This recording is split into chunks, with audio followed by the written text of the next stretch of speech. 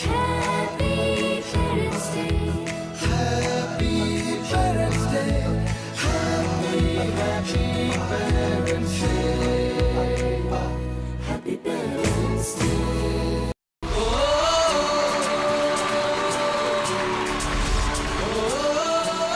Parents ডেতে আপনাদের আবারও স্বাগত জানাই আমাদের জুয়েলারি পার্টনার এইচ.কে দত্ত জুয়েলার্স। আর এই মুহূর্তে এই বাবা মার উৎসবে আমরা ডেকে নেব, সানন্দে ডেকে নেব দুর্নিবারকে। দুর্নিবার, তোমাকে স্বাগত।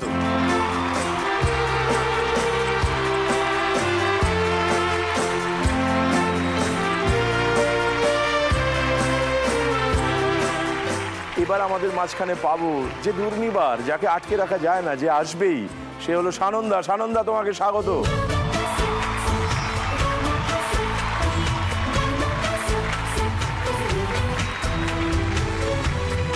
আজ আমাদের খুব আনন্দের দিন, কারণ আমরা পেয়েছি একজন গায়ককে, একজন অভিনেত্রীকে।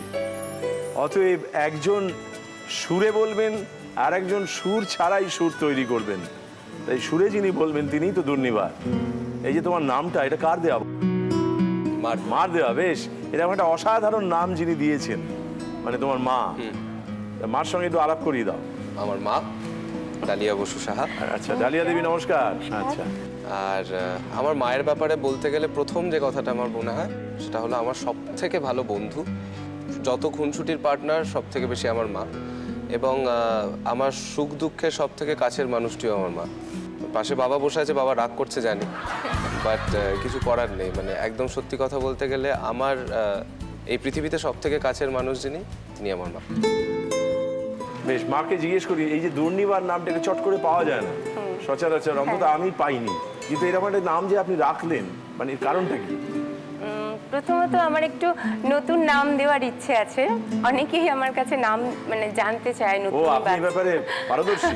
আচ্ছা, পারদর্শী কিনা বলতে পারবো না, চেষ্টা করি আর কি। তো সেই হিসেবে আমাদের দুজনের নামই দ দিয়ে, তো সেই হিসেবে দ দিয়ে নাম খুঁজতে খুঁজতে দুর্নিবারটাই পছন্দ হলো এবং মনে হলো এরকম একটা নতুন নাম দিই না। দুর্নিবার মানে তো যাকে আটকে রাখা যায় না, মানে যে সমস্ত বাধা ঠেলে বেরিয়ে আসবে, একদম, হ্যাঁ, সানন্দে বেরিয়ে আসবে। আমার বাবা দর্পণ কুমার সাহা। আচ্ছা আচ্ছা, নমস্কার দর্পণ বাবু, এটাও তো অসাধারণ নাম। আমার বাবা পড়ান। আপনার বিষয় কি, পড়ানোর বিষয় কি? অ্যাকচুয়ালি আমি কস্ট অ্যাকাউন্টেন্ট। আচ্ছা, আমি ব্যাংক এমপ্লয়ি, কিন্তু আমার পড়াতেই আনন্দ হয়, যার জন্য ওই সার্ভিস লাইফের বাইরে সকাল বিকাল আমি টিউশন করি। আচ্ছা আচ্ছা। আর ছেলের ব্যাপারে মানে অ্যাকচুয়ালি আমরা এখন ত্রিভুজের মতো আছি আর কি। সেইখানে আমার ভূমিকা হলো চৌকিদারের ভূমিকা। চৌকিদার? হ্যাঁ, মানে এদের চৌকি দিয়ে রাখা। আচ্ছা আচ্ছা, মানে আপনাকেই সেই দায়িত্ব পালন করতে। হ্যাঁ, মানে এদের বিপদ আপদ এগুলোকেও আটকাতে হয় আপনাকে? ডেফিনেটলি, একদম একদম। আমরা একটু সানন্দার কাছে যাই। সানন্দা, আমার মা তপতি বসা। আচ্ছা, তপতি দেবী, নমস্কার। আমার খুব ভালো বন্ধু। আচ্ছা, আমার বাবা সৌমিত্র বসা, কিন্তু সৌমিত্র দুজনেই বসা। আমার থেকে বেশি বন্ধু আমার মেয়ের। আচ্ছা, সো মানে আমার মা বাবা নাতনিকে নিয়ে এতটা এখন ইয়েতে বেশি থাকে, মানে আমি না খেলে নাতনি খেললেই বোধহয় ভালো হতো ব্যাপারটা। সে ব্যাপারে কি খানিকটা ইচ্ছা হয় যে তোমাকে অতটা না ভালোবেসে তোমার? হ্যাঁ হ্যাঁ, ঈর্ষা হয় হয়তো। হ্যাঁ হ্যাঁ হ্যাঁ। বাহ, মানে যখন দেখি গিফটগুলো শুধু ওর জন্য আসছে, আমার জন্য আসছে না, তো তখন একটু মনে হয়। তখন আমি আমার বরকে গিয়ে বলি যে আমাকে আর কেউ ভালোবাসে না। তার মানে তোমার একটি ভালোবাসার লোক আছে? আমার বর আছে। তাহলে কিন্তু তোমার মেয়ে তো কাউকে দরকার।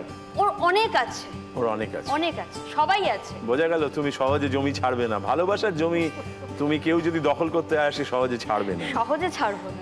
এই বাবা মাকে যে তুমি ভালোবাসার দিক থেকে দেখলে, তো বাবা মার সম্পর্কে তুমি ভালোবাসার কথাটাই বললে যে হ্যাঁ, এরা আমাকে এখন একটু কম ভালোবাসেন, কেননা ভালোবাসাটাকে ভাগ করে নিয়েছে। তা আমি যদি তোমাকে উল্টে বলি, তুমিও তো খানিকটা ভাগ করেছো, তুমি কি তোমার বাবা মাকে সেই আগের মতোই ভালোবাসতে পারো? তোমার একজন মানুষ এসছেন বিশেষ এবং একটি ছানা এসেছে, যাদেরকে তুমি ভালোবাসা কি ভাগ করে দাও না? হ্যাঁ, ভালোবাসা নিশ্চয়ই ভাগ করি, 100 বার ভাগ করি, কিন্তু মা বাবার জায়গাটা না ঠিক কাউকে দেয়া যায় না। কারণ আজকে যেটুকুই করেছি অনেক কিছু দেখে এসছি, এবার শুরুটা তো সবসময় জিরো থেকেই হয়। এখনো হয়তো অনেকটা উঠিনি, কিন্তু যেটুকু উঠেছি ওই একদম জিরোর সময়টা, তখন মা বাবার প্রচণ্ড সাপোর্ট ছিল। তাছাড়া আমি যে ফ্যামিলি থেকে বিলং করি সেটা খুব কনজারভেটিভ ফ্যামিলি। মানে আমাদের বাড়িতে মেয়ে মানে সে হয়তো পড়াশোনা করলো, গ্র্যাজুয়েশন করলো, মাস্টার্স করলো, তারপর বাড়ি থেকে দেখে শুনে একটা বেশ ভালো পাত্রের সঙ্গে, মানে ভালো চাকরি করে পাত্রের সঙ্গে তার বিয়ে দিয়ে দিল, এটাই তার ভবিতব্য আর কি। তো সেক্ষেত্রে আমার মা বাবার ভীষণ সাপোর্ট, যে আমি ম্যানেজমেন্ট পাশ করেছি, কো এডুকেশনে পড়াশোনা করেছি, প্রচুর তিক্ততা, প্রচুর রকমের কথাবার্তা শুনতে হয়েছে মাকে বাবাকে। তারপরে যখন অভিনয় জগতে আসি তখন তো মানে অনেক কিছুই শুনতে হয়েছে, মানে সেই জন্যই আরও মনে হয় যে মা বাবা এখন কেন ওই সময়টা তো আমাকে সাপোর্ট করেছে, এখন তো আরও পাশে চাইবো আমি। তোমার মনে হচ্ছে একটু ভালোবাসা কম পড়িয়েছে? হ্যাঁ, ভালোবাসা একটু কম পড়িয়েছে। বাহ, আমরা একটা খেলা খেলি এখানে, সেই খেলাটা বাবা মার ইচ্ছে পূরণের খেলা। সেই খেলাটাকে আমরা 4টে ভাগে ভাগ করে নিয়েছি, 4টি ইচ্ছে পূরণের জন্য।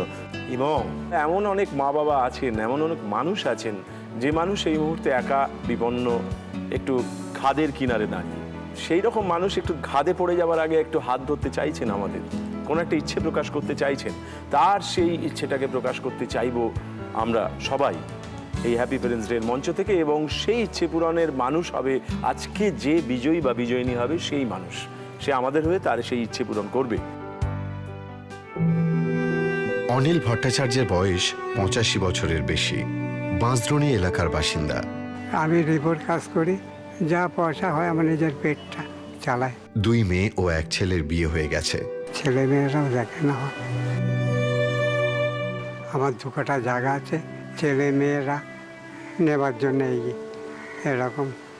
আমি কোথায় যাব? আমার হাঁপানির রোগ, এরকম ওষুধ কেনার পয়সা থাকে না। কেউ যে সাহায্য করে তবে কোনো রকম চলতে হয় আমার। এই ভীষণ অসহায় অবস্থায় অনিলবাবু ইচ্ছা প্রকাশ করেছেন যদি হাঁপানির কিছু ওষুধ পাওয়া যায়।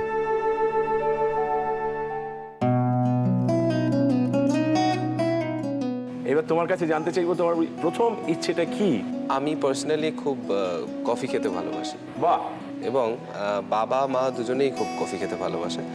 আমি যেহেতু নিজে পার্সোনালি রান্না করতেও পছন্দ করি, তো আমি একটা কফি মেশিন চাইবো, যাতে আমি বাবা মাকে খুব ভালো ভালো কিছু ডিফারেন্ট কাইন্ড অফ কফি বানিয়ে খাওয়াতে পারি। এবং আমাদের এই 3 জনের আড্ডাটা আরেকটু যাতে এই কফির কাপে চুমুক দিয়ে আরেকটু স্ট্রং হয়। বাহ বাহ বাহ, বেশ। তোমার প্রথম ইচ্ছেটা জেনে নাও। অ্যাকচুয়ালি মা বাবা নতুন ফ্ল্যাট কিনে শিফট হয়েছে, তো মা খুব চাবি হারিয়ে ফেলে, বিভিন্ন এখানে একটা রেখে দিচ্ছে, ওখানে একটা রেখে দিচ্ছে। তো মাকে আমি একটা চাবির গোছা উপহার দিতে চাই, রূপোর চাবির গোছা। বেশ বেশ, একটা জমিদার নি গোছের মার মধ্যে ভাব আসবে। জমিদার বাড়িরই তো বউ, যতই ফ্ল্যাটে শিফট করুক, যতই মেয়ে অভিনেত্রী হয়ে যাক, আসলে জমিদার বাড়ি, সেটা তুমি মনে করিয়ে দিলে। স্বভাব যায় না মোলে বাহ। ব্যাপারটা। বাবা, সেটা তুমিই মনে করিয়ে দিলে, আবার জমিদারি মানে ওনাকে ফিরিয়ে দিলে আর কি। না, অ্যাকচুয়ালি আমার মধ্যেও না কিছু কিছু জিনিস হয়তো ব্লাড ইনস্টিংক্টের জন্যই কিছু কিছু জিনিস আমার এসে যায় হুট করে। মানে সেটা আমার হাজব্যান্ড, আমার শাশুড়ি বলে, বাবা তুমি তো খুব ব্যাকডেটেড। আলাম না, ব্যাকডেটেড নই, কিন্তু কিছু জিনিস এখনও মানে আমার শাশুড়ি যেহেতু খুব মডার্ন, মানে আমি যাওয়ার পর বাড়িতে পুজো আচার সন্ধে জ্বালানো এই সমস্ত হচ্ছে, তার আগে হতো না সেইভাবে। সেটা আমি খুব রেসপেক্ট করি ওনাকে, কিন্তু আমি ওই কিছু জিনিস আমার বাড়ির থেকে পাওয়া সেগুলো এখনো ছাড়তে পারিনি, বোধহয় ছাড়া যায় না। ভালো তো, সব ছাড়তে হবে, কি মাথার দিব্যি দিয়েছে। তো এই যে তোমার ইচ্ছেটা, এটা পূর্ণ হোক চাইবো আমরা। ওকে দিয়ে শুরু করবো, কিন্তু তুমি ওর প্রশ্ন ভালো করে শুনবে, তুমি চ্যালেঞ্জ করতে পারো প্রথম থেকেই। প্রথম ইচ্ছে পূরণের জন্য প্রথম প্রশ্নটা তোমার সামনে হাজির করা হচ্ছে।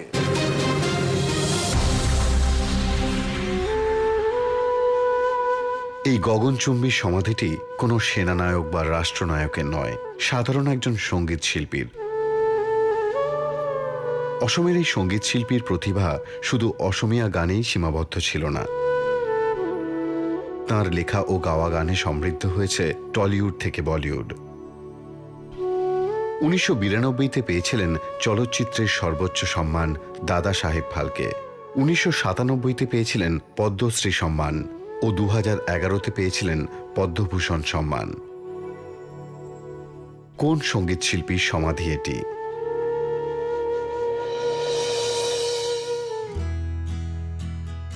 এটি ভূপেন হাজারিকার সমাধি, এবং যে ডেসক্রিপশনসগুলো দেওয়া হলো সেগুলো তো একেবারে মিলে যাচ্ছে। তো তোমার উত্তর তাহলে ভূপেন হাজারিকা।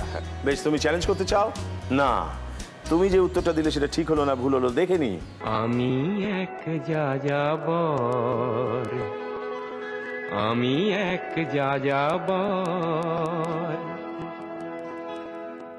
পৃথিবী আমাকে আপন করেছে, ভুলেছি নিজের ঘর। আমি এক যাযাবর, আমি এক যাযাবর। ভূপেন হাজারিকা, তুমি একেবারে সঠিক উত্তর দিয়েছো। 25 নম্বর জোগাড় করে ফেলেছো। তোমার কাছে যাব, তোমার প্রথম ইচ্ছে পূরণের জন্য প্রথম ধাপের প্রথম প্রশ্নটি তোমার সামনে আসবে, দেখা যাক।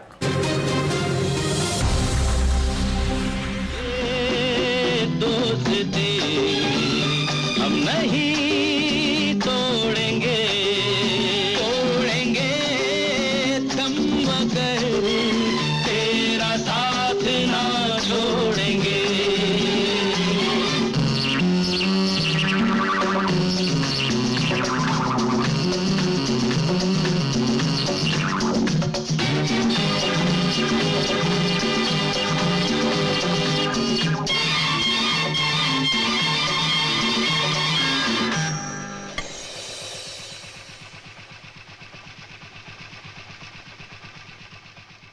এখানে একটি টস করতে দেখলাম, সেই টসের ফলাফলটা কি, যা আপাতত দেখলাম তাতে কি ঘটবে এরপরে টসে? বাবাকে জিজ্ঞেস করতে পারি? বাবাকে নিশ্চয়ই জিজ্ঞেস করতে পারো, একটা হেল্প চলে যাবে। নেব? নাও। দাঁড়িয়ে যাবে, এর উপর না টেলে পড়বে না, দাঁড়িয়ে যাবে, দাঁড়িয়ে যাবে, এগো না টেলো না, দাঁড়িয়ে যাবে। ওটা দাঁড়িয়ে যাবে, হেডও পড়বে না, টেলও পড়বে না। তার মানে তোমার উত্তর হচ্ছে অমীমাংসিত। অমীমাংসিত। তুমি কি চ্যালেঞ্জ করতে চাও? একদমই না। বেশ, এবার দেখা যাক তুমি যে উত্তরটা বাবার সাহায্য নিয়ে দিলে সেটা ঠিক দিলে না ভুল দিলে, দেখা যাক।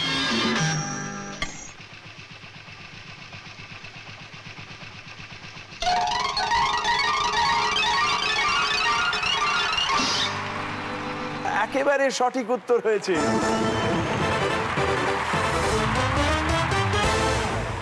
তোমার প্রথম ইচ্ছে পূরণের জন্য তোমার দ্বিতীয় প্রশ্নটা আসবে। ওকে, দেখা যাক তোমার দ্বিতীয় প্রশ্নটা কি আছে।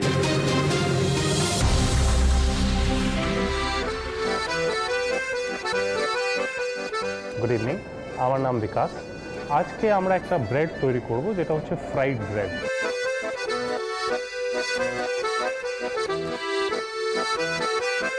এই রেসিপিটার ইনগ্রিডিয়েন্ট হচ্ছে ময়দা, নুন, ডিম, दूध, ईस्ट, माखन और चीनी। हम लोग इसको मिलाते हैं और काफ़ी देर तक इसको गूंथते हैं जब तक ये बिल्कुल स्मूथ नहीं हो जाता है।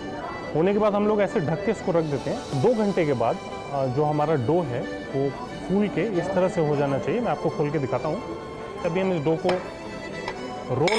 रोल करेंगे और रोल करने के बाद हम लोग उसको इस खास कटर से काटेंगे।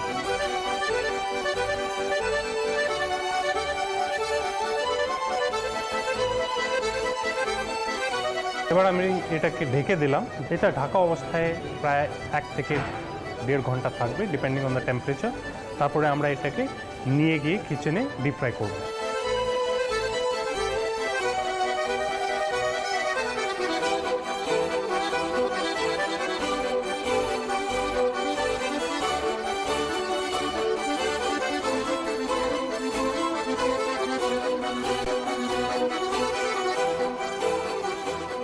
একটি খাবার তৈরির পদ্ধতি দেখানো হলো। এই বিশেষ খাবারটির নাম কি? ডোনাটস। ডোনাটস, এটাই তোমার উত্তর? একদম। ভালোবাসো খেতে? আমি অসম্ভব ভালোবাসি খেতে। সে কি তোমার কাছেই এটা এলো? ওর কাছ থেকে যে উত্তরটা পাওয়া গিয়েছে তুমি কি সেটাকে চ্যালেঞ্জ করতে চাও? ও ভালোবাসে, তারপর কি করে চ্যালেঞ্জ করব? আমরা দেখে নিই তোমার কাছ থেকে যে উত্তরটা পাওয়া গেল সেই উত্তরের হাত ধরে আমরা প্রথম ইচ্ছে পূরণের জায়গায় পৌঁছতে পারলাম কিনা, দেখা যাক। যে রেসিপিটা আমরা বানাচ্ছিলাম সেটার নাম হচ্ছে ডোনাটস।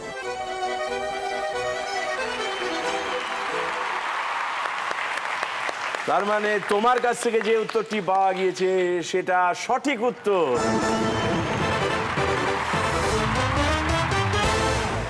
পঁচিশ থেকে আরো 25 জোগাড় করে তুমি পৌঁছে গেছো 50-এ। 50-এ পৌঁছানো মানে আমাদের আজকের খেলার প্রথম উৎসব ইচ্ছে পূরণের উৎসব। চলো আমরা সেই পথে হাঁটি। আবার ধরো আমার। বাহ, এবার ডোনাটস দিয়ে কফিটা খাবো। কি আপনার আনন্দ হয়েছে তো? হ্যাঁ, আনন্দ হয়েছে। এই কফি খেতে খেতে কোন আলোচনা হবে, ছেলের ভবিষ্যৎ নাকি কোন একটা গানের রিকোয়েস্ট? কফি খেতে খেতে কোন গান গাইতে ইচ্ছে করবে আপনার? কফি হাউসের সেই গান। বাহ, দেখি দেখা যাবে। একসাথে হোক। কফি হাউসের সেই আড্ডাটা আজ আর নেই, আজ আর নেই। কোথায় হারিয়ে গেল সোনালি বিকেলগুলো, সেই আজ আর নেই। বাহ, ধন্যবাদ। সানন্দা, তোমার দ্বিতীয় প্রশ্ন এবার আসবে তোমার প্রথম ইচ্ছে পূরণের জন্য।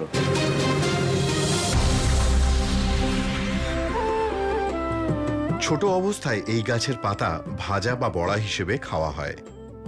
বড় হয়ে গেলে এই গাছ কেটে পুকুরে ডোবানো হয় 12 থেকে 15 দিন পচার জন্য।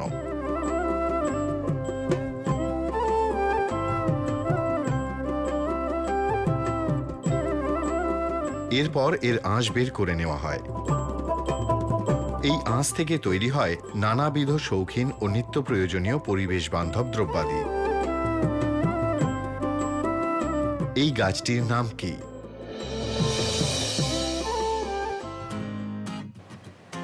এই একটি বিশেষ গাছ সম্পর্কে পরিচয় দেওয়া হলো, তোমার কাছে জানতে চাওয়া হচ্ছে এই গাছটির নাম কি?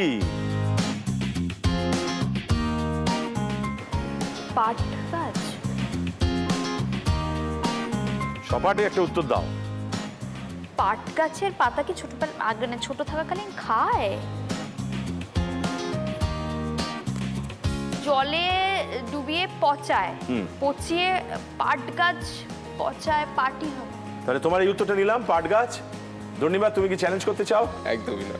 তোমার কাছ থেকে যে উত্তরটা পাওয়া গিয়েছে সেই উত্তরটা ঠিক হলো না ভুল হলো, দেখা যাক। আপনারা যেটা দেখলেন সেটা পাট গাছ।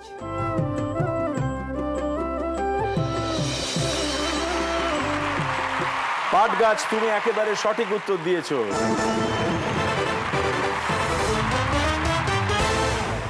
আমি হয়তো কোনোদিন খাইনি পাট গাছ। হ্যাঁ, সেই কারণেই তোমার জানা নেই হয়তো। তুমি 50-এ পৌঁছে গেলে এবং 50-এ পৌঁছানো মানে তোমার প্রথম ইচ্ছে পূরণ। চলো আমরা ইচ্ছে পূরণের উৎসব করি, এসো সামনে এসো।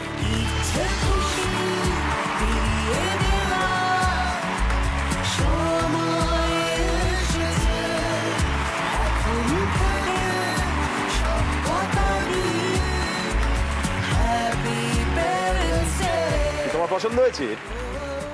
বেশ, আপনার পছন্দ হয়েছে তো? কি মনে হচ্ছে এখন? আনন্দই হচ্ছে। আনন্দ হচ্ছে, বেশ। আনন্দ হলে কি করে থাকেন আপনি দিন?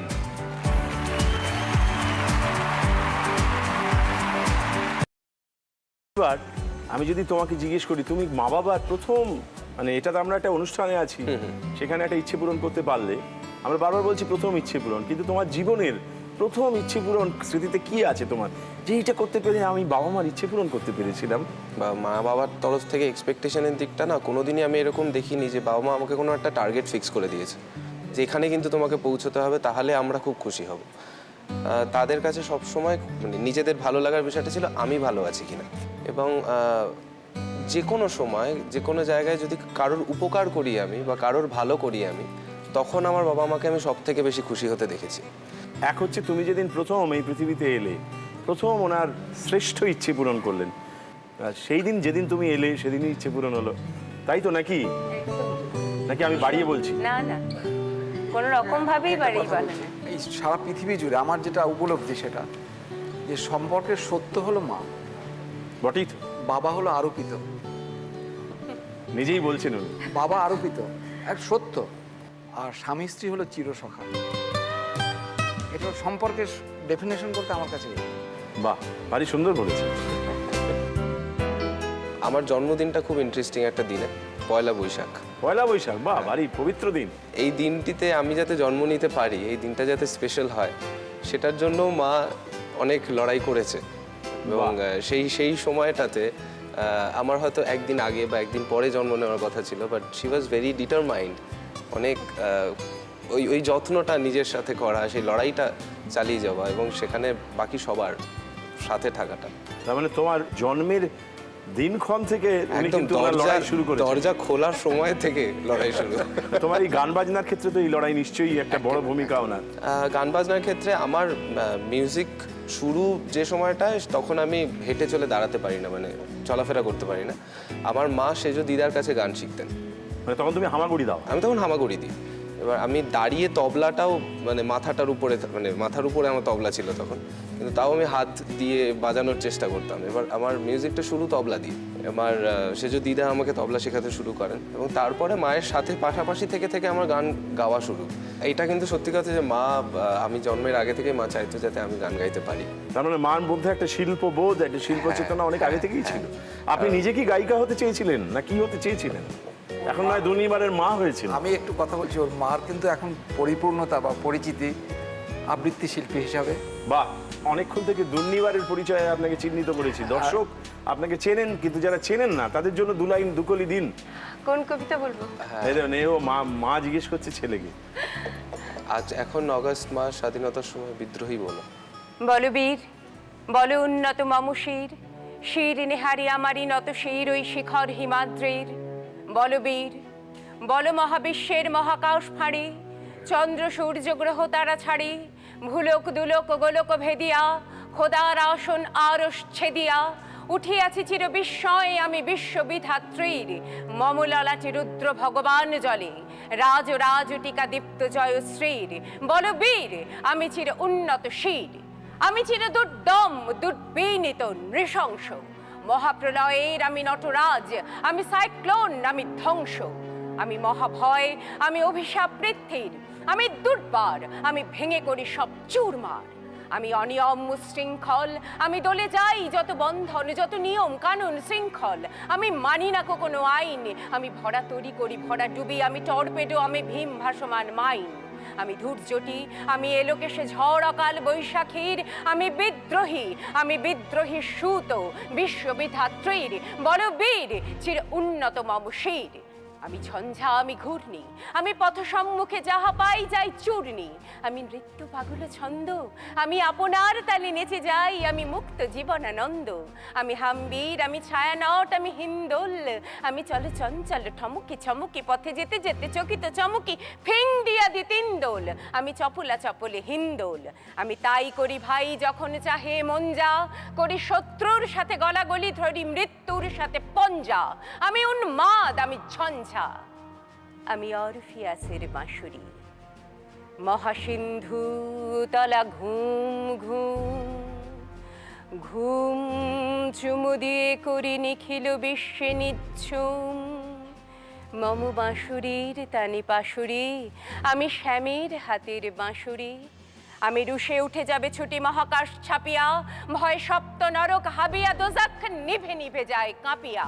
আমি বিদ্রোহ বাহি নিখিল অখিল ব্যাপিয়া, আমি অন্যায়, আমি উল্কা, আমি শনি, আমি ধূমকেতু জ্বালা বিষধর কাল ফণি, আমি ছিন্ন মস্তা চণ্ডী, আমি রণদা সর্প নাশী, আমি জাহান্নামের আগুনে বসিয়া হাসি পুষ্পের হাসি, আমি মৃন্ময়, আমি চিন্ময়, আমি অজর অমর অক্ষয়, আমি অব্যয়, আমি মানব দানব দেবতার ভয়, বিশ্বের আমি চির দুর্জয়, জগদীশ্বর ঈশ্বর পুরুষোত্তম সত্য, আমি তাথিয়া তাথিয়া মথিয়া ফিলিয়ে স্বর্গ পাতাল মর্ত, আমি উন্মাদ, আমি উন্মাদ, আমি চিনেছি আমারে আজি কি আমার, খুলিয়া গিয়াছে সব বাঁধ, মহাবিদ্রোহীর অনক্লান্ত, আমি সেই দিন হব শান্ত, যবে উৎপীড়িতের ক্রন্দন রোল আকাশে বাতাসে ধ্বনিবে না, অত্যাচারীর খর্গ কৃপান ভীমের রণভূমি রনিবে না, বিদ্রোহীর অনুক্লান্ত,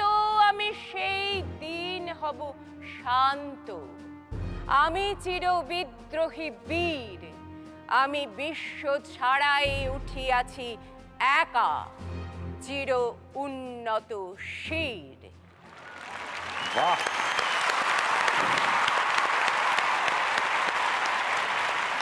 এখন বোঝা যাচ্ছে যে দুর্নিবার কোথা থেকে এলো। কিন্তু আমরা এইবার তোমার কাছে দুর্নিবার জানতে চাইবো তোমার দ্বিতীয় ইচ্ছেটা কি। আমার বাবার মার একসাথে সবসময় দুটো পাশাপাশি আলমারিতে জামা কাপড়গুলো রাখা থাকে। আমি বাবাকে আর মাকে একসাথে দুজনের জন্য স্পেসিফিক্যালি একটা ওয়ার্ডরোব গিফট করতে চাই, যেখানে তাদের নিজেদের পছন্দের জামা কাপড়, গয়নাগাটি, পছন্দের ছোট ছোট জিনিসগুলো তারা রাখতে পারবে। যেখানে জামা কাপড়গুলো একসাথে তোমার বাবার ভাষায় পাশাপাশি থেকে সেই গান গাইবে, চির সখা হে ছেড়ো না, ছেড়ো না মনে। বাহ, ভারী সুন্দর ইচ্ছে। সেই ইচ্ছের জন্য তোমার সামনে প্রশ্ন আসবে। তার আগে তোমার কাছে জানতে চাইবো সানন্দা, তোমার দ্বিতীয় ইচ্ছেটা কি? আমি একটা লক্ষ্মী মূর্তি চাই। বাহ। আসলে আমি লাস্ট বছর কোজাগরি লক্ষ্মীর পুজোয় মাটির মূর্তি নিয়ে এসেছিলাম। আমার মেয়ে কি করে, মেয়ে তো হাঁটতে শিখেছে, এরম করে গিয়ে মূর্তিটাকে নো এরম করে গিয়ে ওটাকে নিয়ে দৌড়তে আরম্ভ করে। এবার পেছনে যে মূর্তির পেছনে যে চাদোয়াটা থাকে ওইটা কোনো কারণে একটু ফেটে গেছে। তো মা তখন আমাকে বললেন যে তুই একটা কাজ কর, তুই কোনো ধাতুর মূর্তি নিয়ে আয়, অষ্টধাতুর মূর্তি হোক যা হোক। তো আমি চাই যে আমি মাকে একটা মূর্তি গিফট করব, মানে ওই অষ্টধাতুর লক্ষ্মী মূর্তি। বাহ, ধন্যবাদ। তোমার দ্বিতীয় ইচ্ছে পূরণের জন্য তোমার তৃতীয় প্রশ্নটি তোমার সামনে আসছে। ভালো করে দেখো, তারপর উত্তর দাও। দেখে নাও।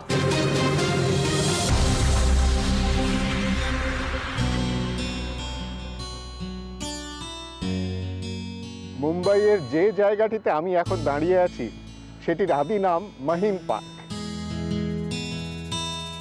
সেই নামে অবশ্য অনেকেই এখন এটাকে চিনবেন না। ভারতবর্ষের প্রায় সব মানুষই এটির নাম শুনেছেন। কোচ রমাকান্ত আর্চেকারের হাত ধরে সচিন তেন্ডুলকর নামে কিশোর ভারতবর্ষের ক্রিকেটের ইতিহাস বদলে দিতে এই মাঠেই ব্যাট ধরেছিলেন। বিনোদ কাম্বলি, সঞ্জয় মঞ্জরেকর, সন্দীপ পাটিল, মুম্বাই থেকে উঠে আসা প্রায় সমস্ত ক্রিকেটারের নামই এই মাঠের সঙ্গে জড়িত। একসময় রাজনৈতিক সমাবেশের জন্যও দাদারের এই মাঠটিকে সবাই চিনত। সংযুক্ত মহারাষ্ট্রের দাবিতে যে আন্দোলন, যার থেকে 1960 সালে বর্তমান মহারাষ্ট্র রাজ্যের উৎপত্তি, সেটিও গড়ে ওঠে এই মাঠটিকে ঘিরেই। এই মাঠটির নাম কি বলতে পারেন? এই মাঠটির নাম কি?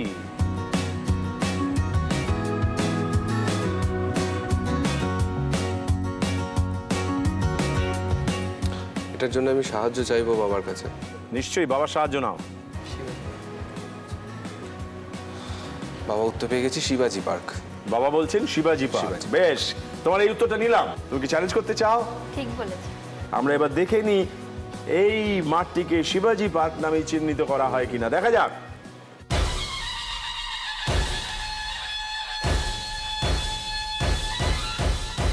মুম্বাইয়ের যে জায়গাটিতে আমি এখন দাঁড়িয়ে আছি সেটির আদি নাম মহিম পার্ক। 1927 সালে মহিম পার্কের নাম পাল্টে রাখা হয় শিবাজি পার্ক।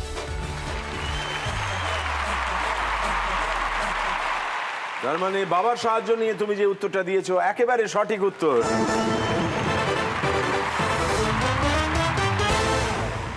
তুমি আছো 50-এ। তোমার দ্বিতীয় ইচ্ছে পূরণের জন্য তোমার কাছে এইবার 3 নম্বর প্রশ্নটি আসবে। দেখা যাক।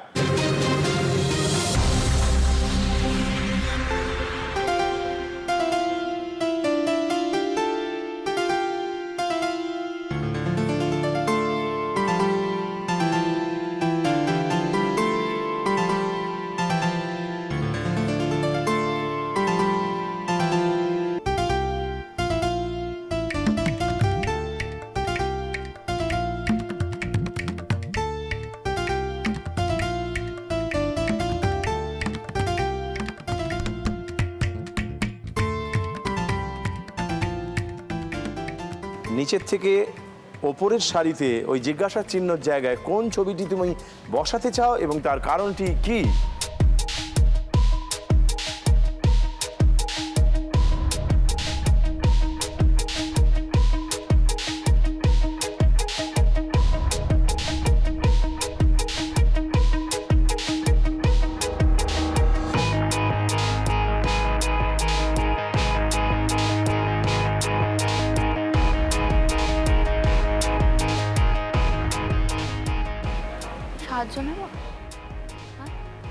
তুমি যদি চাও সাহায্য নিতে পারো, তাহলে আরেকটা সাহায্য চলে যাবে।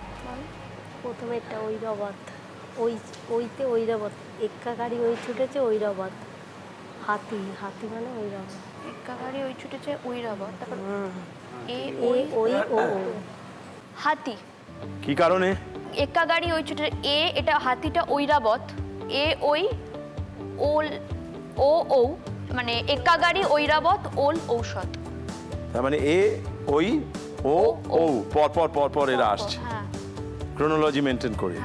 এটা তুমি মার সাহায্য নিয়ে বললে। মায়ের সাহায্য। তোমার কাছ থেকে দুটো সাহায্য চলে গেল, কিন্তু আমরা তোমার কাছে জানতে চাইবো তুমি কি চ্যালেঞ্জ করতে চাও? না। বেশ, এবার তুমি মার সাহায্য নিয়ে যে উত্তরটা দিয়েছো আমরা সেটা যাচাই করে নেবো, দেখা যাক।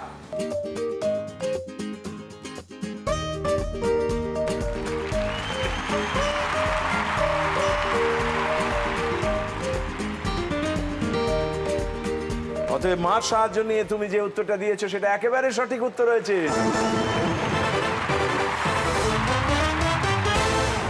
এই 25 নিয়ে তুমি পৌঁছে গেছো 75-এ। তোমাকে একটু অপেক্ষা রাখবো, তুমি আছো 75-এ। তোমার এবারের দ্বিতীয় ইচ্ছে পূরণের জন্য 4 নম্বর প্রশ্নটাকে তোমার সামনে হাজির করানো হচ্ছে, দেখা যাক।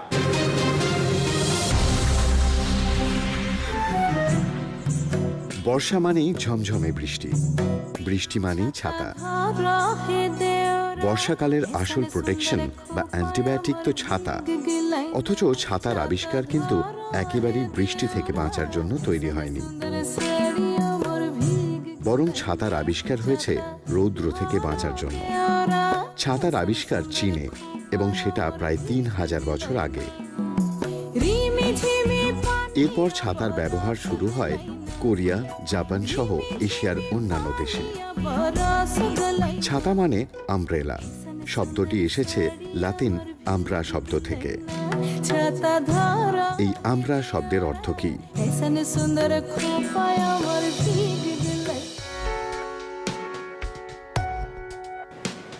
ছাতা আমরা ইউজ করি বর্ষা বা রোদ থেকে বাঁচার জন্য। সো ডেফিনেটলি মাঝখানে একটা পর্দা, একটা বিভেদ তৈরি করার জন্য, একটা আটকানোর কিছু। প্রথমে একটা ইনফরমেশন ছিল যে বৃষ্টি থেকে বাঁচার জন্য ছাতার আবিষ্কার হয়নি, রোদ থেকে বাঁচার জন্য। সূর্য বা রোদ মানে দিনের আলো, সূর্যের আলো বা রোদ। সূর্যের আলো বা রোদ। রোদ।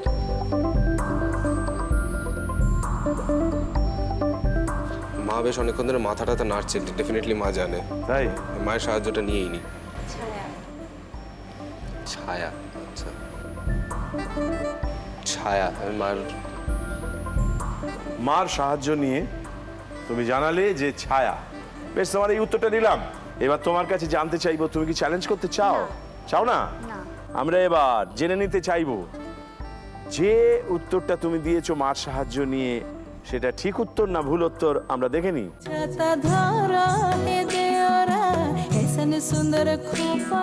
চীনের সাংজিয়া শহরে পৃথিবীর সবথেকে বেশি ছাতা তৈরি হয় বলে সাংজিয়াকে পৃথিবীর ছাতা বলা হয়। লাতিন আমব্রা শব্দ থেকেই আমব্রেলা। আমব্রা শব্দের অর্থ হল ছায়া।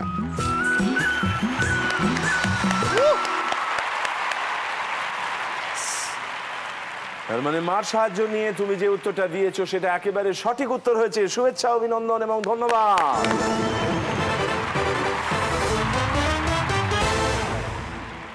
এবং এই 25 নম্বরের হাত ধরে তুমি পৌঁছে গেছো 100-তে। 100-তে পৌঁছানো মানে তোমার দ্বিতীয় ইচ্ছে পূরণ, এবং এইচকে দত্ত জুয়েলার্সের তরফ থেকে একটা বিশেষ সোনার হার এবং কানের দুল মায়ের জন্য, যে নাকি তোমাকে ছায়া জুগিয়ে দেন। চলো আমরা সেই ছায়ার পথে হাঁটি।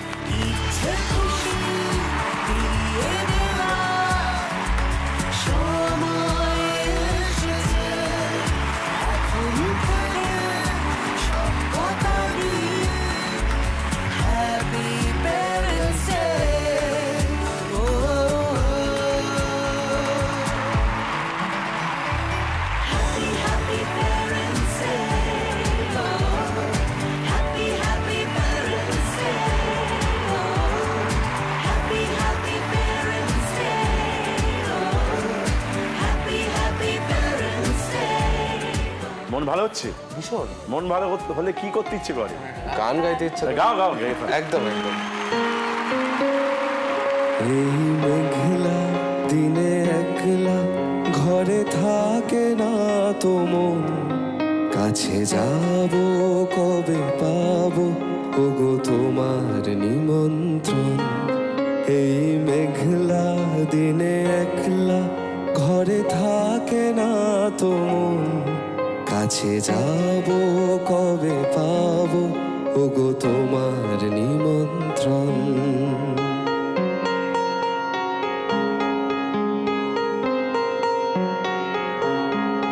যুথি বনে হাওয়া করে শুধু আসা যাওয়া, যুথি বনে হাওয়া করে শুধু আসা যাওয়া।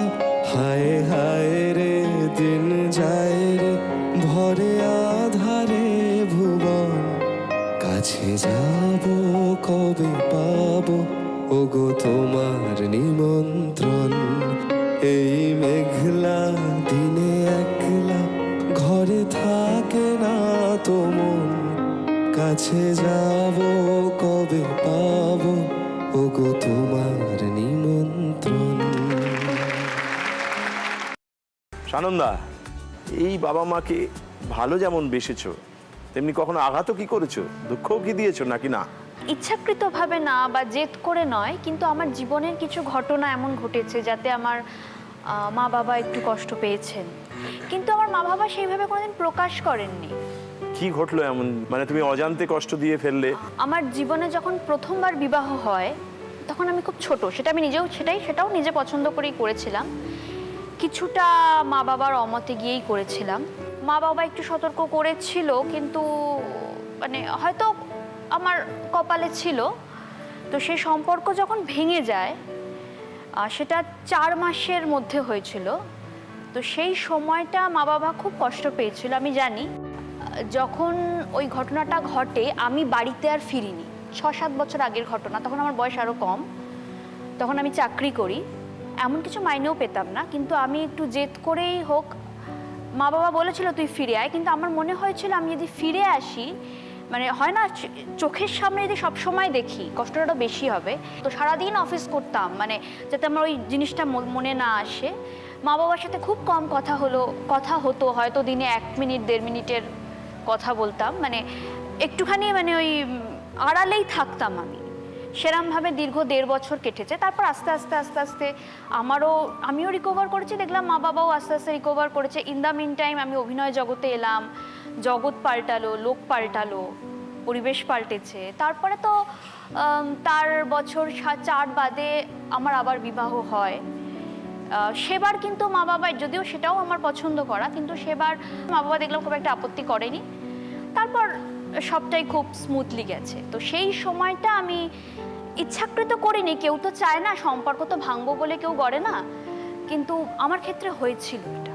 হ্যাঁ, কিন্তু সেই সময় তোমার মা বাবা কি করে, যখন তুমি মা বাবার কাছে যেতেও পাচ্ছ না, আবার তাদের এড়িয়ে থাকছো, তাহলে তো ওরা কষ্ট পাচ্ছিলেন। আপনাদের কি মনে হতো তখন, আপনার বিশেষ করে মা হিসেবে?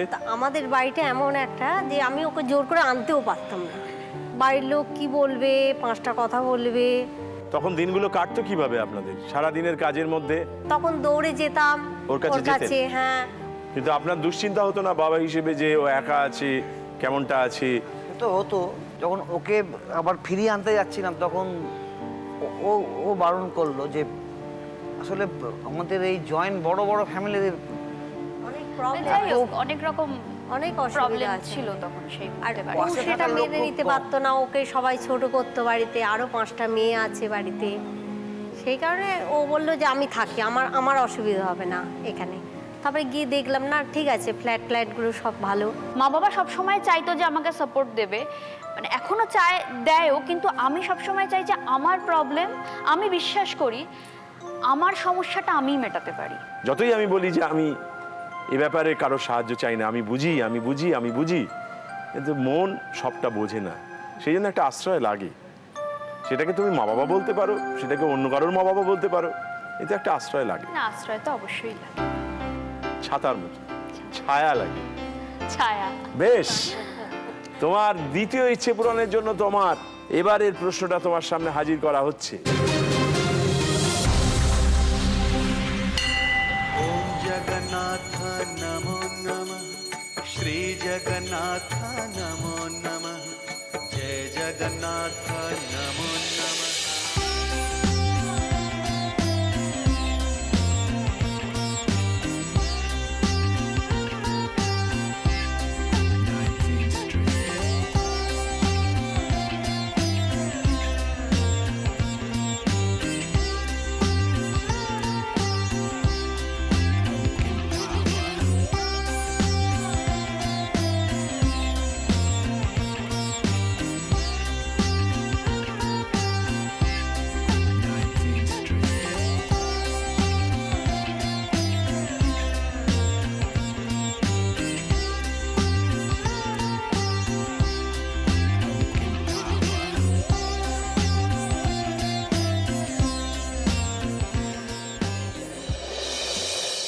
একটি বিশেষ জিনিস তৈরি করার পদ্ধতি দেখানো হলো। এটি কি তৈরি হলো? ওই তো জগন্নাথের গজা, জিভে গজা। জিভে গজা, এটাই তোমার উত্তর? হ্যাঁ। হ্যাঁ, জিভে জল আসা উত্তর। ভালোবাসো তাই? তুমি কি জগন্নাথ দেবের ভক্ত? ও জয় জগন্নাথ। এত ধাই গিরি উত্তর দিলে তার মানে তুমি জগন্নাথ দেবের ভক্ত বটেই। বেশ, তুমি কি চ্যালেঞ্জ করতে চাও? না না না। এবার দেখে নি যে উত্তরটা তুমি দিলে সেই উত্তরের হাত ধরে আমরা তোমার দ্বিতীয় ইচ্ছে পূরণ করতে পারলাম কি পারলাম না, দেখা যাক।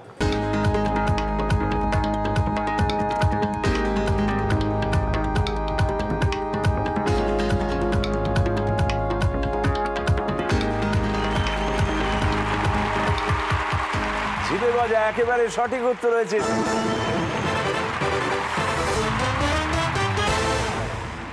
সেই সঙ্গে তুমি ছিলে 75-এ, পৌঁছে গেছো 100-তে। 100-তে পৌঁছানো মানে তোমার দ্বিতীয় ইচ্ছে পূরণ এবং মায়ের জন্য এইচ কে দত্ত জুয়েলার্সের তরফ থেকে একটা বিশেষ পুরস্কার পাওয়া। বেশ, চলো সামনে এসো।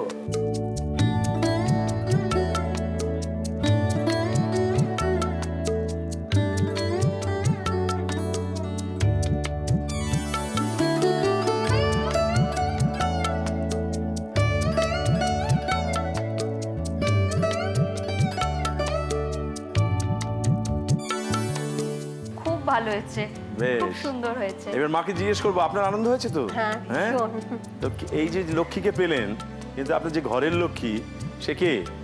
আমার নাতনি। নাতনি? ও, মেয়ে নয়।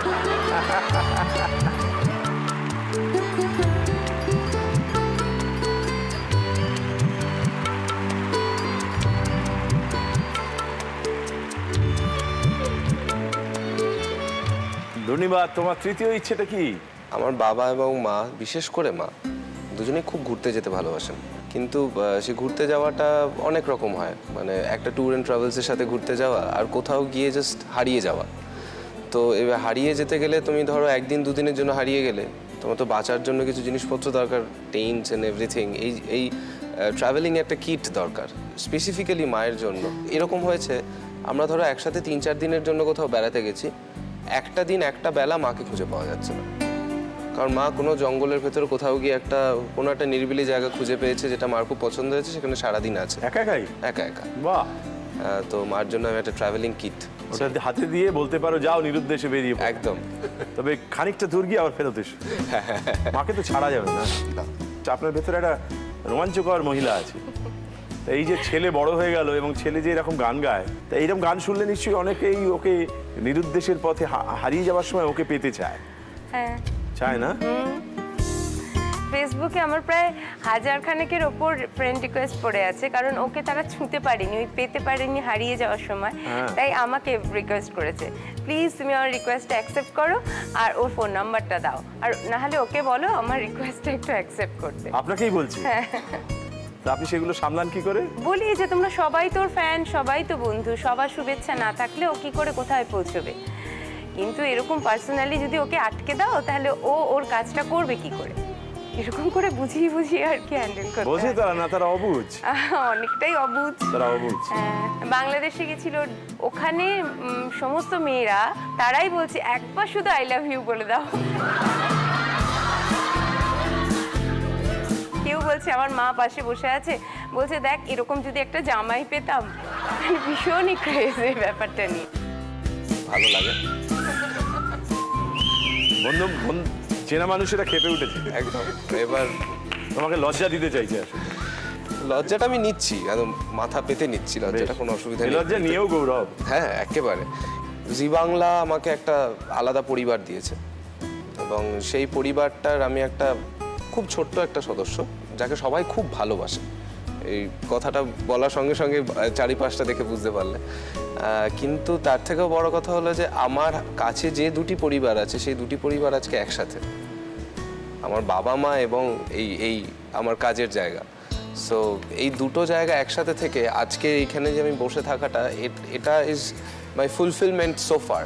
মানে আমার সমস্ত কাছের মানুষ আজকে আমার সাথে আছে। So I thank you for that.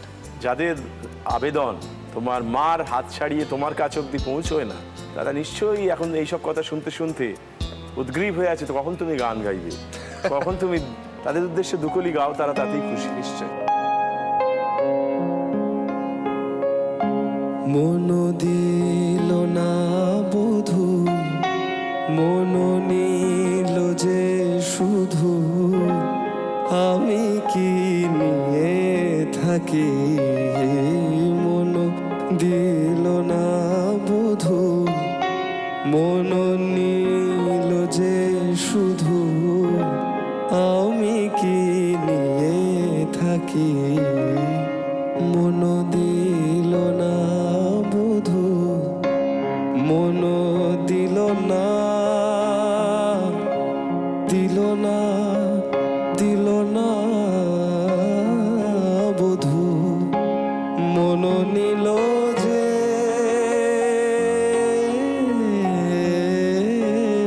শুধু, মন দিল না বধু।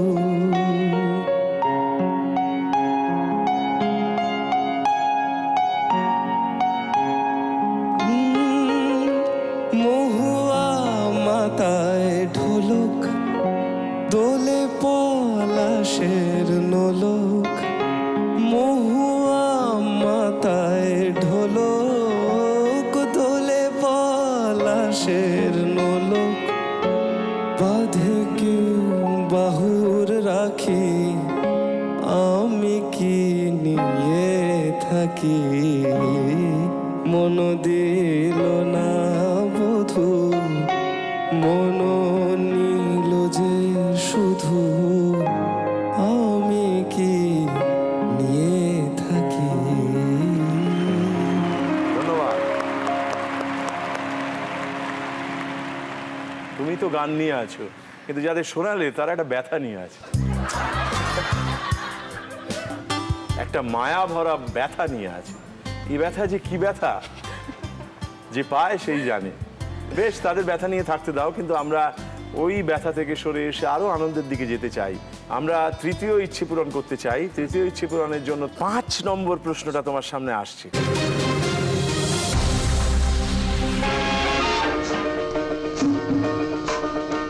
कहाँ कर लो हम दोनों, कहाँ कर लो हम दोनों, ये नर्क में फंसे बेमौत मर गए, इधर भी डर उधर भी डर के जाए हम भला किधर, इधर भी डर उधर भी डर के जाए हम किधर।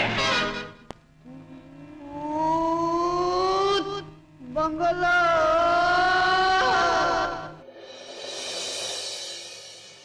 এই অভিনেতার নাম কি যাকে আমরা এখন দেখতে পেলাম? এই অভিনেতার নাম রাহুল দেব বর্মন, এবং আমি যে গানটি গাইলাম তার বাবার কম্পোজ করা, তার ছেলে এটি। মানে আমি এটা জানতাম না, উনি অ্যাক্টিং করেছেন কখনো এটা আমি জানতাম না, বাট রাহুল দেব বর্মন। তুমি কি চ্যালেঞ্জ করতে চাও? না। বেশ, এবার দেখে নি তুমি যে উত্তরটা দিলে সেই উত্তরটা ঠিক হলো না ভুল হলো, দেখা যাক। कहाँ कर लो हम दोनों, ये नर्क में फंसे बेमौत मर गए, इधर भी डर उधर भी डर के जाए हम भला किधर, इधर भी डर उधर भी डर के जाए हम किधर। রাহুল দেব বর্মন, তুমি একেবারে ঠিক উত্তর দিয়েছো।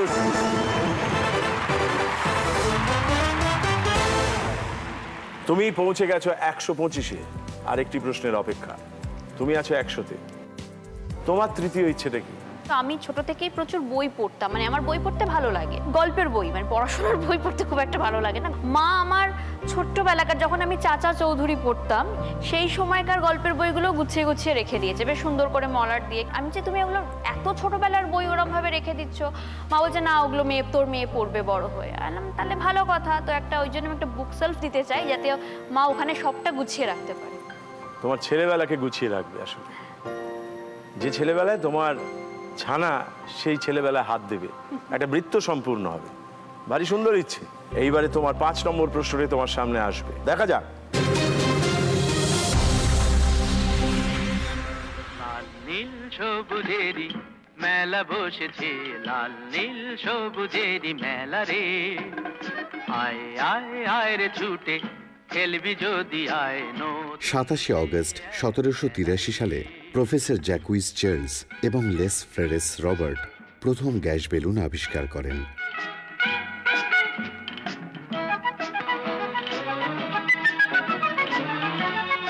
যে কোনো শুভ অনুষ্ঠানে এই গ্যাস বেলুন উড়িয়ে দেওয়ার রেওয়াজ দেখা যায়। ছোটদের কাছে এই গ্যাস বেলুনের আকর্ষণ অমোঘ।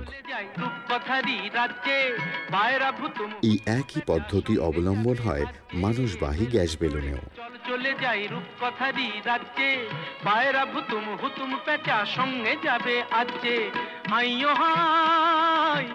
গ্যাস বেলুনে যে গ্যাস ব্যবহৃত হয় তার নাম কি? মানে যে গ্যাস বেলুন আকাশে ওড়ে, মানে আমরা যেটা দেখতে পাই সেটা হাইড্রোজেন বা হিলিয়ামের হয়। দু ধরনের গ্যাস বেলুন বাজারে পাওয়া যায়, হাইড্রোজেনেরও হয়, হিলিয়ামেরও হয়। এটা আমি ফেলুদার গল্পে পড়েছি, সত্যজিৎ রায়ের দেওয়া তথ্য ভুল নয়। বেশ, তোমার এই উত্তরটা নিলাম। তুমি কি চ্যালেঞ্জ করতে চাও? চ্যালেঞ্জ করবো না আমি। তুমি চ্যালেঞ্জ করোনি, এবার তুমি যে উত্তরটা দিয়েছো সেই উত্তরটা ঠিক হলো না ভুল হলো আমরা যাচাই করে নিতে চাইবো, দেখা যাক। গ্যাস বেলুনে যে গ্যাস ব্যবহৃত হয় তার নাম হিলিয়াম বা হাইড্রোজেন। তার মানে তোমার কাছ থেকে যে উত্তরটা পাওয়া গিয়েছে সেটা একেবারে সঠিক উত্তর।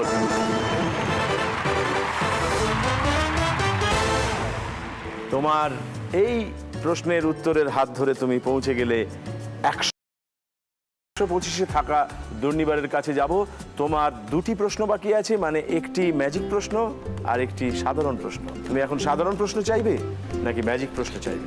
সাধারণ প্রশ্ন। তোমার আজকে শেষ সাধারণ প্রশ্ন, 6 নম্বর প্রশ্ন, সেটি তোমার সামনে হাজির করা হচ্ছে।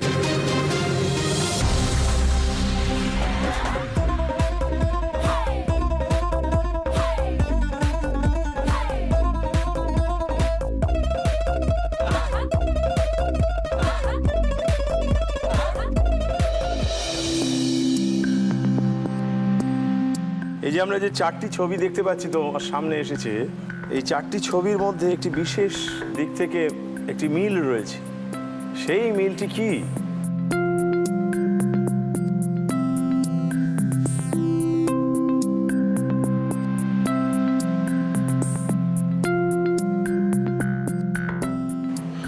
সবকিছুর সাথেই না মাথার একটা যোগাযোগ পাচ্ছি। কিরম ভাবে? মানে মুখ মোছা, কানে হেডফোন পরা, আইলাইনারটা চোখে, ফুটবলের সাথে মাথার একটা যোগাযোগ আছে, হেড দেওয়া। পায়ের তো বেশি যোগাযোগ আছে। হ্যাঁ, কিন্তু মাথাটা গোল, ফুটবলটাও গোল। সো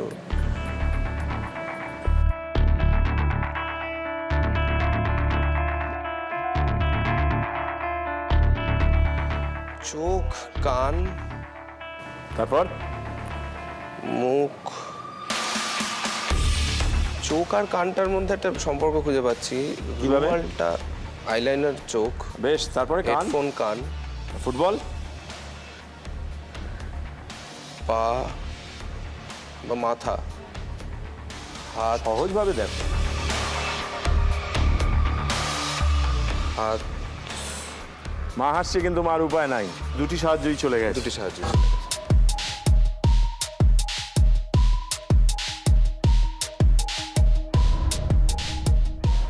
এটার সাথে কিছুতে আমি মেলাতে পারছি না। কিসের সঙ্গে মেলাতে পারছো না?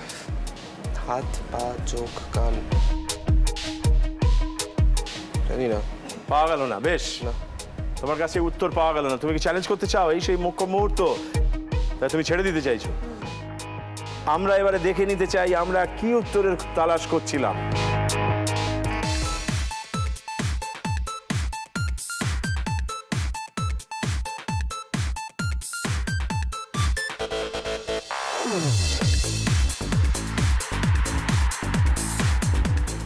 আমরা প্রত্যেকটির মধ্যেই যা বলতে চাইছি সেখানেই শরীরের একটা অঙ্গ প্রত্যঙ্গ জড়িয়ে আছে। যারা যাক হ্যান্ডকারচিপ যদি একবার বলতে তাহলেই হ্যান্ড, হেডফোনে হেড শব্দটা রয়েছে, ফুটবলে ফুট, আইলাইনারে আই।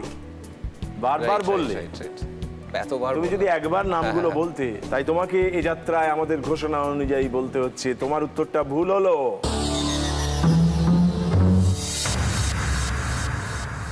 তুমি দাঁড়িয়ে রইলে 125-এ। তোমার একটি জাদু প্রশ্ন অবশিষ্ট আছে। তুমি আছো 125-এ। তোমার একটি সাধারণ প্রশ্ন আছে, একটি জাদু প্রশ্ন আছে। তুমি কোনটি চাইবে? সাধারণ প্রশ্ন। বেশ, তোমার আজকে শেষ সাধারণ প্রশ্নকে তোমার সামনে হাজির করা হচ্ছে। খুব মন দিয়ে দেখো, তারপর উত্তর দাও, দেখা যাক। সীতাবতী রূপবতী এই বন মাঝে কেমনে রাখিবা রাম রাক্ষস সমাজে, বিক্রমে বিশাল তুমি আমি জানি মনে, কত সম্বরিয়া রাম থাকিবে কাননে। আচ্ছা মনি দিদা, রামায়ণে কমা, সেমিকোলন, কোয়েশ্চেন মার্ক এগুলো কোনোটাই নেই কেন? শুধু রামায়ণে কেন, মহাভারতেও নেই। তা কেন বলো তো? তুমি ভেবে বলো তো কেন? এই পাংচুয়েশন মার্ক জিনিসটা তো ব্রিটিশদের হাত ধরেই ইংলিশ ল্যাঙ্গুয়েজের সাথে এসেছিল, তাই না? হ্যাঁ সেটা ঠিক, কিন্তু চাইলে তো আমরাও করতে পারতাম। ইনফ্যাক্ট আমাদের তো রয়েওছে। ফুল স্টপ দাঁড়ি জ্যোতিচিহ্ন যেটা, সে তো এখানেও রয়েছে। তাহলে বলো, তবে কেন রামায়ণ মহাভারতে পাংচুয়েশন মার্ক নেই?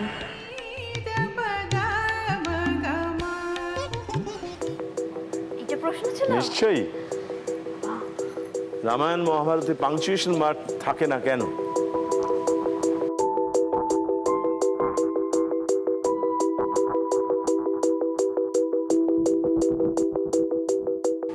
রামায়ণ মহাভারত তো মানে সংস্কৃতে লেখা হয়েছিল। সংস্কৃতে শ্লোকে দাঁড়ি কমা সেমিকোলনের ব্যবহার থাকে না। বেশ, তোমার এই উত্তরটা নিলাম। তুমি কি চ্যালেঞ্জ করতে চাও? একদমই না। এর আমরা মনিদিদার কাছে জানতে চাইবো যে উনি কোনো অন্য কথা বলছেন কিনা, আমরা দেখে নিই। রামায়ণ মহাভারত তো কম্পোজ হয়েছিল মুখে মুখে। কতক ঠাকুরেরা গেয়ে শোনাতেন। তখনও তো ছাপাখানা হয়নি, বই হয়নি। বই যদি না থাকবে তাহলে পাংচুয়েশন মার্কটা থাকবে কোথায়? গান গাইতে তো আর পাংচুয়েশন মার্ক লাগে না, তাই না? যেহেতু মুখে মুখে শ্রুতি একজন একজনের কাছ থেকে শুনতেন, বলতেন, মুখে মুখে তৈরি হলো, এবং সেই বলাটার মধ্যে তো আর পাংচুয়েশন, এখানে জ্যোতিচিহ্ন পড়িল, কেউ তো বলতো না, প্রয়োজন হলে থামতো হয়তো, তারপর আবার শুরু করে দিত। কিংবা বলা যেতে পারে একটা ধারাবাহিকতা ছিল বলবার মধ্যে। আর গেয়ে গেয়ে যেহেতু ছাপাই ব্যাপারটাই হয়নি, সেই হেতু ওখানে পাংচুয়েশনের দরকার হতো। সানন্দা, তোমার উত্তরটা এই যাত্রায় ভুল হলো।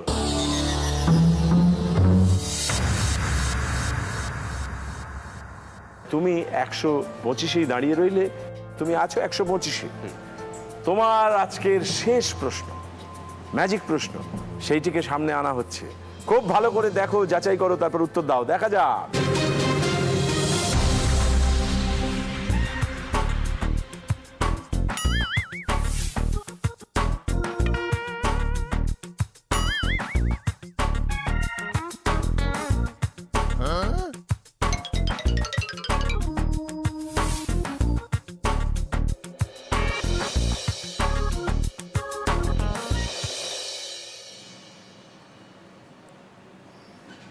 এই তিনজনের মধ্যে কে ছোটবেলায় খুবই লুকোচুরি খেলতো?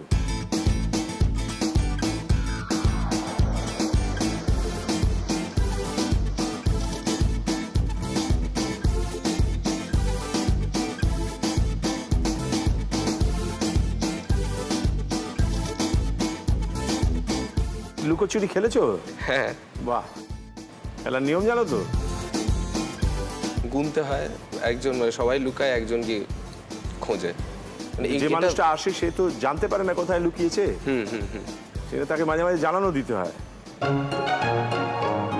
জানান দেওয়াটার জন্য তো 3 নম্বর ছাড়া কোনো উপায় নেই। কিভাবে জানান দিতে? মোবাইল ফোনে?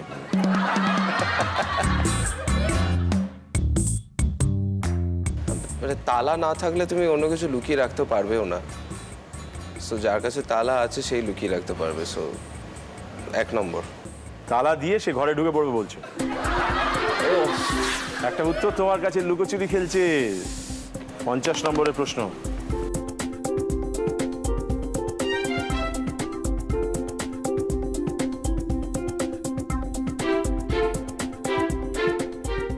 চাবি না থাকলে তুমি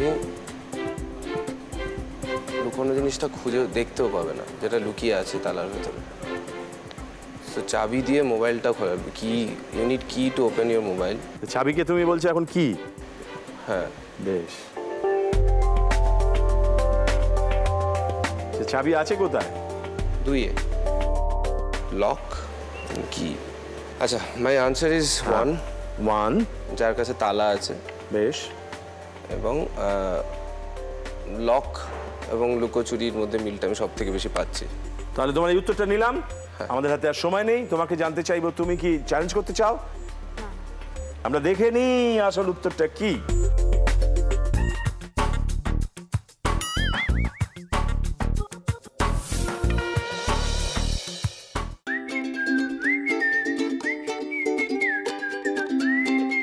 নিজেই টুকি করছে। এই খেলতে গিয়ে আমরা মাঝে মাঝে আড়াল থেকে কি বলে জানান দিতাম? টুকি। টুকি। এখানে টুতে কি ঝোলানো হয়েছিল? একটা খেলা সম্পর্কিত শব্দকে আমরা ঝুলিয়ে রেখেছিলাম তোমার সামনে। গ্রহণ করতে অপারগ হয়েছো এবং একটি ভুল উত্তর দিয়েছো।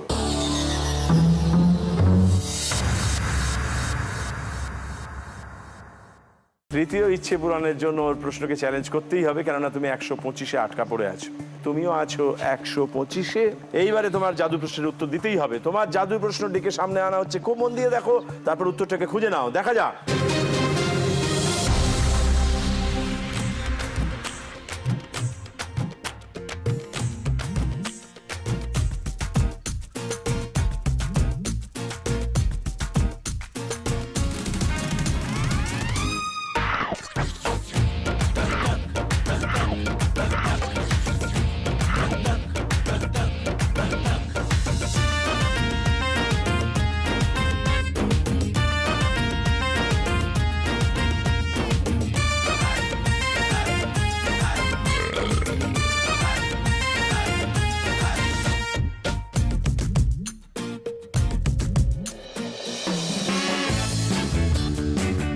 কোন কবিতার কথা বোঝানো হলো? তোমার বাবা মার সাহায্য নেই, তোমাকে নিজেই বলতে হবে। কবিতা এটা নিশ্চয়ই তুমি পড়েছো।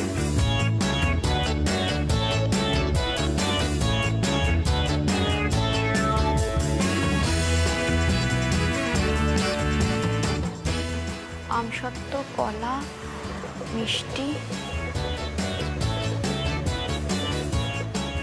বাবা মার যে ছেলে মেয়েদের জন্য কি কি করতে পারে তোমার বাবাকে দেখে বুঝতে পারছি।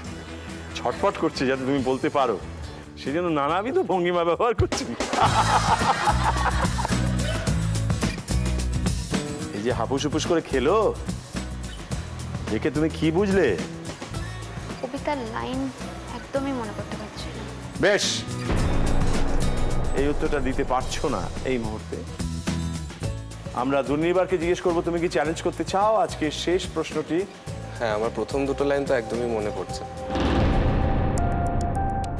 আমসত্ত্ব দুধে ফেলি, তাহাতে কদলি দুলে। মানে ইট ওয়াজ ভেরি এভিডেন্ট, দেখানো হয়েছিল ওরকম ভাবে। তুমি একটি কবিতা বলেছো, গেতে গেছে মনে। হ্যাঁ, আমি আপনার মনের মধ্যে গেতে গেছে না, যদিও আপনার সাহায্য করার উপায় নেই, তবুও আপনাকে জিজ্ঞেস করবো, আপনি যদি সাহায্য করতেন তাহলে কি লাইনগুলো বলতেন?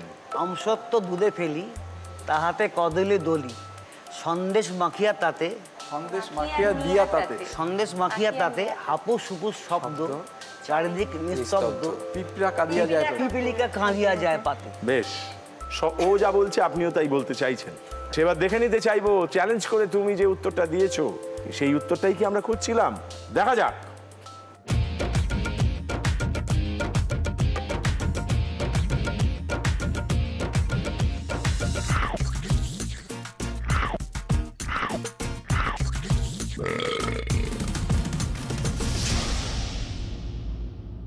অতএব তুমি অন্তত দুটো লাইন বলতে পেরেছো, সেই হেতু তোমার উত্তরটা চ্যালেঞ্জ করে আমি বলবো ঠিক হলো। এবং দুর্ভাগ্যজনকভাবে আজকে তোমার শেষ উত্তরটা তোমার কাছ থেকে পাওয়া গেল না।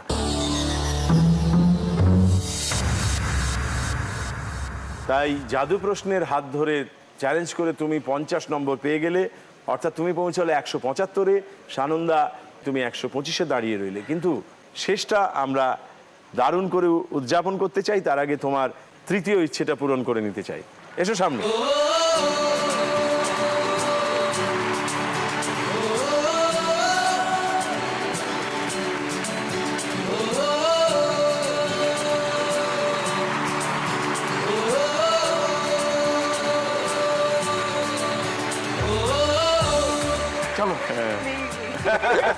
কি আনন্দ হচ্ছে? বাহ। আমাদের রীতি অনুযায়ী তোমাকে আজকের বিজয়ী ট্রফি তুলে দিতে চাই। তোমরা ছিলে বলেই ছিল স্বপ্নগুলো কাছে,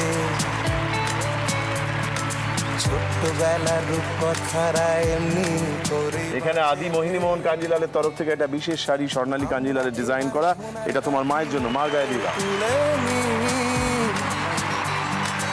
আজ তোমাদের স্বপ্নগুলো সত্যি। এইচকে দত্ত জুয়েলার্সের তরফ থেকে একটা 5,000 টাকার গিফট ভাউচার, এটা তোমার মায়ের জন্য। আর এটা হোটেল পোলো টাওয়ার্স শিলংয়ের তরফ থেকে 2 nights 3 days একটা ফ্রি স্টে তোমাদের জন্য। কেয়ার কন্টিনিউয়ামের তরফ থেকে তোমার মা বাবার জন্য একটা হেলথ গিফট।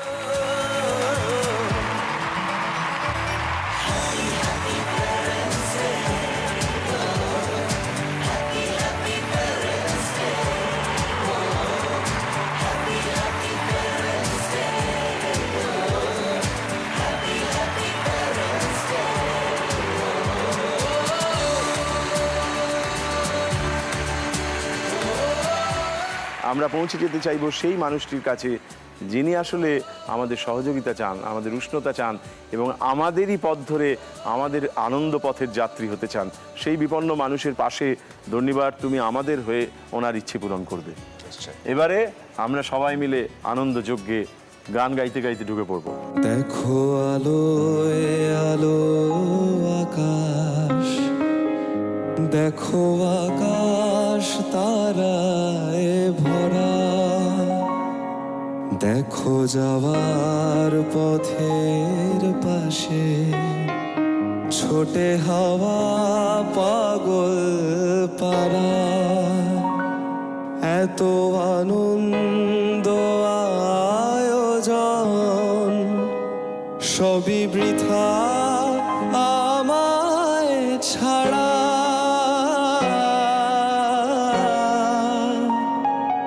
ভরে থাকুক আমার মুঠো, দুই চোখে থাকুক ধারা।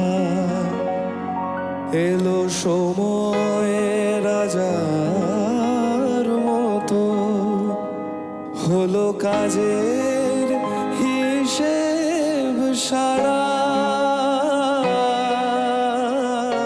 জি বাংলা অনিল বাবুকে সম্মান জানাচ্ছে দুর্নিবারের মাধ্যমে। অনিল দাদুর কথা আমি শুনেছি, অনিল দাদুকে পার্সোনালি আমি এটুকু জানাতে চাই, তোমার কথা আমি আরো কাছ থেকে জানবো, সেই প্রবলেমসগুলো সলভ করার চেষ্টা করব। তুমি একা নাও, আমি পাশে আছি। দাদু, তোমার জন্য বালিশ এনেছি, তোমার জন্য একটা মশারি এনেছি, তোমার জন্য একটা বেড কভার এনেছি, ভালো করে শুয়ো, ঠিক আছে? আর তোমার জন্য মুসাম্বি এনেছি, ভালো করে খাবার দাবার খেও। আর হাঁপানির ওষুধগুলো ভুলে যাও না, সেগুলো নিয়ে এসেছি কিন্তু প্রেসক্রিপশন দেখে। আর তোমার জন্য একটা ওয়াটার ফিল্টার সেট করে দিয়েছি, এখন থেকে শুধুমাত্র ফিল্টারের জল খাবে। অনিল দাদুর সাথে অনেকক্ষণ কথা বললাম, সময় কাটালাম অনেকটা। হ্যাপি প্যারেন্টস ডে এবং জি বাংলার এই হেল্পটা আমাকে অনেকটা মোটিভেট করলো তোমার আরও কাছে আসার জন্য, তোমাকে আরও ফিউচারে হেল্প করার জন্য। প্লিজ এটা ভুলে যেও না, তুমি একা নেই, তোমার আজকে থেকে অন্তত আরেকটা ছেলে বাড়লো। আর আশীর্বাদ করো যেন আরও ভালো রাখতে পারি। আমার ওষুধপত্র সব দিয়ে গেছে, খুব খুশি আমি। আমার ছেলেমেয়েরাও আমাকে এরকমই করেন আমাকে।